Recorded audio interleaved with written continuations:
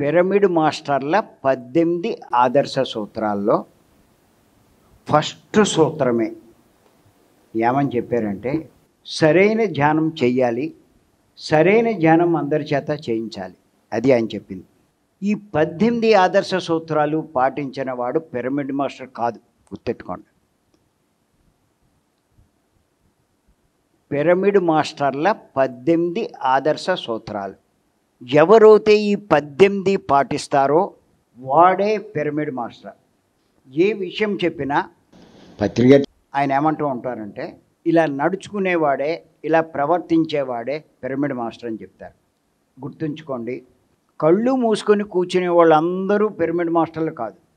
Pyramid master అన్నవాడు సరైన ధ్యానమే చేస్తాడు.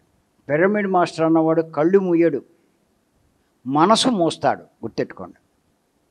ధ్యాస దేని మీద ఉంచడు.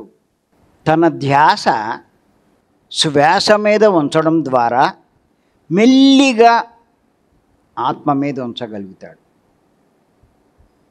అంటే భగవంతుని మీద ఉంచగలుగుతాడు. ఇంకా చెప్పాలంటే ధ్యాస లేని స్థితికి చేరుకుంటాడు. ముందు ఏం చేస్తాడు? శ్వాస మీద ధ్యాస ఉంచుతాడు. మెల్లిమెల్లిగా ఏం చేస్తాడు? అసలు ధ్యాస లేని స్థితికే చేరుకుంటాడు. అది మీరు దేని మీద పెట్టండి అనవసరం. ధ్యాస లేని స్థితికి మీరు చేరుకోగలిగితే మీరు ధ్యానం చేస్తున్నట్టే. ఒక రకంగా చెప్పాలంటే అధ్యాసే ధ్యానం. ధ్యాస కాదు, అధ్యాసే ధ్యానం.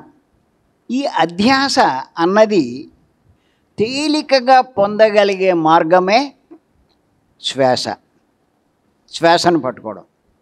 ధ్యాస అంటే ఏంటి? మనసు కేంద్రీకరించడం. ధ్యాస అంటే మనసు కేంద్రీకరించడం.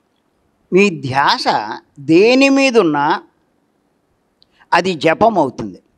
దేని మీద ధ్యాస లేకపోతే అది ధ్యానం అవుతుంది. మీరు అర్థం చేసుకోగలిగితే ఇప్పుడు నేను చెప్పింది ధన్యులే మీరు.